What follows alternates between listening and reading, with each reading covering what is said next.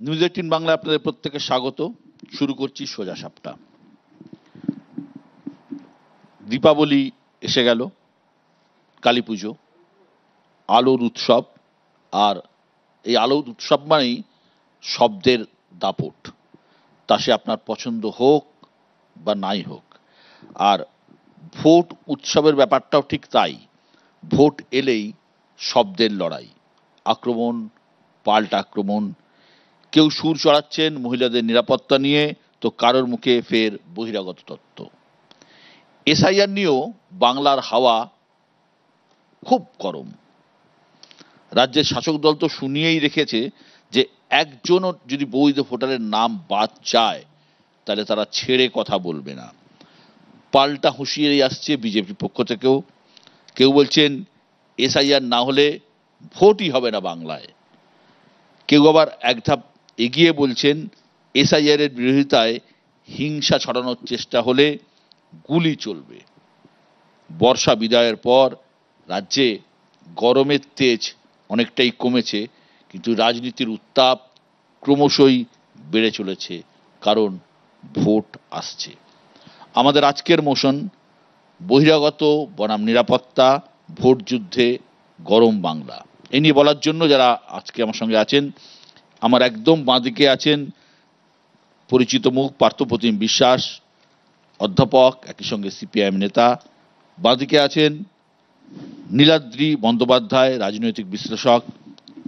রয়েছেন সমীর চক্রবর্তী, তৃণমূল কংগ্রেসের পক্ষে বলার জন্য। একদম ডান দিকে রয়েছেন চন্দন ঘোষ চৌধুরী, কংগ্রেসের পক্ষে বলার জন্য। পাশে রয়েছেন বিশ্বজিৎ দাস, রাজনৈতিক বিশ্লেষক। এবং আমার একদম ডান দিকে রয়েছেন কেয়া ঘোষ, বিজেপির পক্ষে বলার জন্য। আমি প্রথমেই কেয়ার কাছে আসবো। কেয়া, মুখ্যমন্ত্রী অভিযোগ করছেন এসআইআর নামে এনআরসি করার ছক হচ্ছে, ভোট কাটার চক্রান্ত হচ্ছে, এবং এনআরসির নোটিশ আসতে শুরু করে দিয়েছেন আসাম থেকে, নদিয়া এসেছে।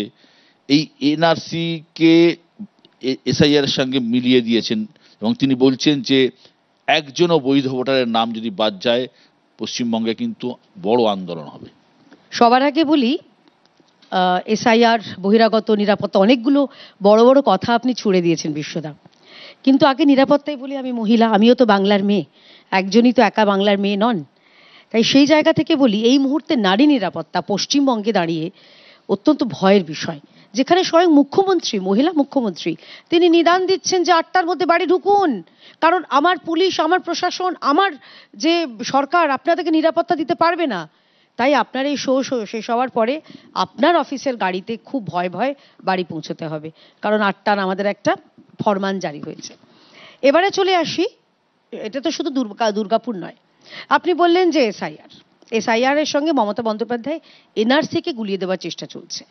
দেখুন, মমতা বন্দ্যোপাধ্যায় বরাবরই অনেক কিছু গুলিয়ে দেওয়ার চেষ্টা করেন, এটা প্রথম নয়।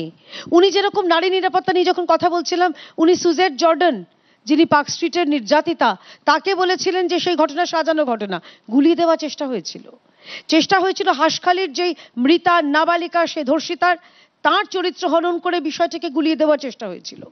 এবং দুর্গাপুরের ক্ষেত্রে তো বটেই। এবং সিএ এর সময় গুলিয়ে দেওয়ার চেষ্টা হয়েছিল। সিএ নাকি যারা এই রাজ্যের যারা সংখ্যালঘু রয়েছেন তাদের নাকি স্বাধীন হয়, তাদের নাকি নাগরিকত্ব কেড়ে নেবে। ওখানে কেড়ে নেওয়ার কোনো ব্যাপারই ছিল না, ওটা দেওয়া, নাগরিকত্ব প্রদানের আইন। উনি গুলিয়ে দিতে ভালোবাসেন, কারণ ওনার সরকারটাই গোলানোর সরকার। যে সরকারের যে কে কখন 1 নম্বর, কে কখন 2 নম্বরে নাগরদোলার মতন আসে, সেই সরকার, গুলোনোর সরকার, কাকে ভরসা করবে আর কাকে বিশ্বাস করবে কেউ জানে না। মমতা বন্দ্যোপাধ্যায় এসআইআর কে কেন ভয় পাচ্ছেন? মমতা বন্দ্যোপাধ্যায় ভয় পাচ্ছেন এসআইআর স্যার শুনলে ওনার মনে হচ্ছে হার। এই মমতা বন্দ্যোপাধ্যায় বিশ্বদা ঠিক বছর 20 আগে, 2005-এ উনি তো বলেছিলেন যে পশ্চিমবঙ্গে 1 কোটি ভুয়ো ভোটার রয়েছে, বহিরাগত ভোটার রয়েছে। তো সেই মমতা ব্যানার্জি আজকের দিনে এসে কেন তিনি ভয় পাচ্ছেন? আপনারা বহিরাগত তত্ত্ব। সমীর চক্রবর্তী, আপনারা ভয় পাচ্ছেন? মমতা ব্যানার্জি ওনাদের এসআইআর কে ভয় পান না।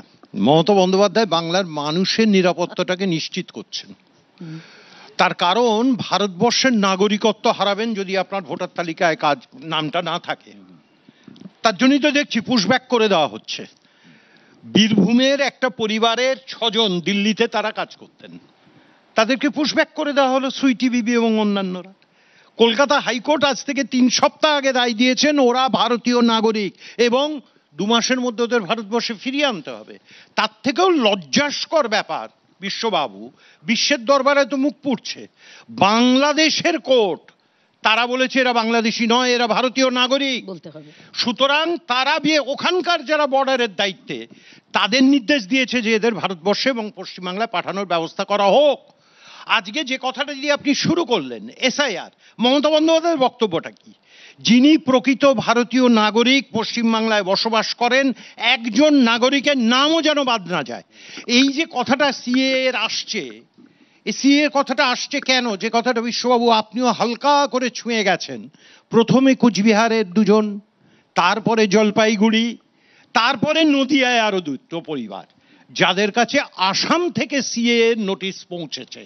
আজকে একটা কথা বলুন তো, সংবিধানে কোথায় আছে নির্বাচন কমিশন ঠিক করতে পারে কে ভারতীয় কে ভারতীয় নয়? এর দায়িত্ব হচ্ছে স্বরাষ্ট্র মন্ত্রকের। এর দায়িত্ব স্বরাষ্ট্র মন্ত্রকের, who is the citizen of the country and who is not. আজকে নির্বাচন কমিশন এসআইআর এর নামে বিজেপি কেন এসআইআর নিয়ে চেঁচাচ্ছে? ওরা মানুষের রায় জিতবে না, মানুষ থেকে বিচ্ছিন্ন ভোটারের নাম নির্বিচারে বাদ দাও। মানুষ থেকে বিচ্ছিন্ন তো আপনারা, মানুষ থেকে বিচ্ছিন্ন আপনারা। তাহলে তারা জিতবে। আচ্ছা একটা আপনারা বলুন না, তথ্য দিচ্ছি রোহিঙ্গা আপনাকে, নিয়ে শুনে নিন। চেঁচাচ্ছেন, আরে বিহারে এসআইআর হয়েছে, মোহাম্মদ শাহাদ রাডি, মোহাম্মদ শাহাদ রাডি নামটা চেনা আছে না? আপনি অনেক বলেছেন, ভুল তথ্য দিচ্ছেন। পার্থদা, এসআইআর বলুন বা ধর্ম, এই 2 ফ্রন্টের যে লড়াই চলছে তাতে মূলত 2টি দলের মধ্যেই চলছে, তৃণমূল এবং বিজেপি যা হচ্ছিল। এইভাবে তো বঙ্গ রাজনীতি বাইনারির পথেই হাঁটছে দেখছি।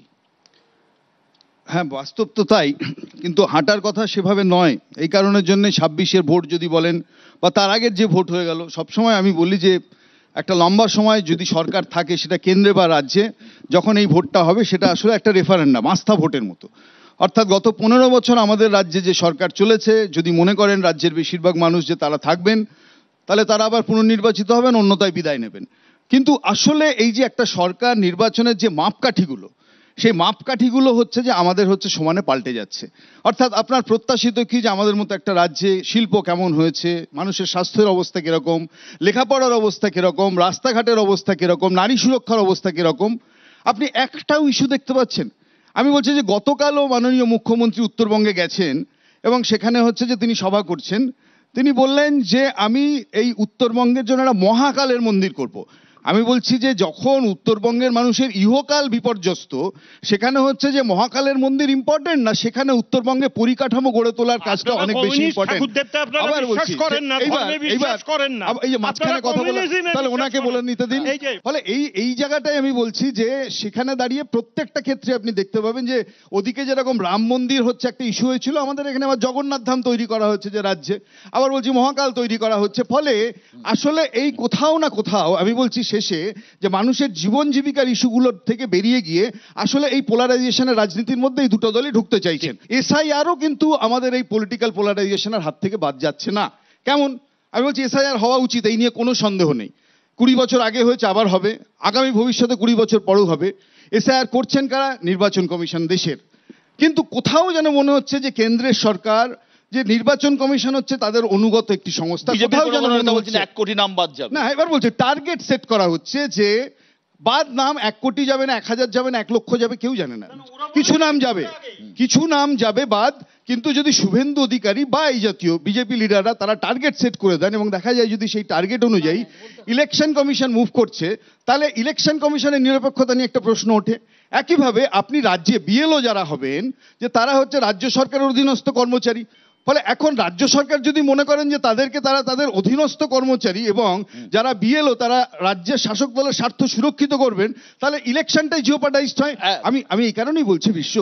এরপরে ইন্টারেস্টিং পার্ট হচ্ছে যে বিজেপি বলছেন যে মুসলমান খেদাও, ভোটার লিস্ট ঠিক করো, আর ঠিক উল্টে তৃণমূল বলছেন যে ভুয়ো ভোট ছাড়ানোর দরকার নেই। সমীরবাবু একটু আগে বললেন যে একটাও জেনুইন ভোটারের নাম যেন বাদ না যায়, কিন্তু একটি বারও বললেন না যে একটা ভুয়ো ভোটার যেন না থাকে, একটা মৃত ভোটার যেন না থাকে। এইখানেই তফাৎ। ফলে আপনারা যা বলছেন, আর ওরা হচ্ছে মুসলমান মনে করে দিদা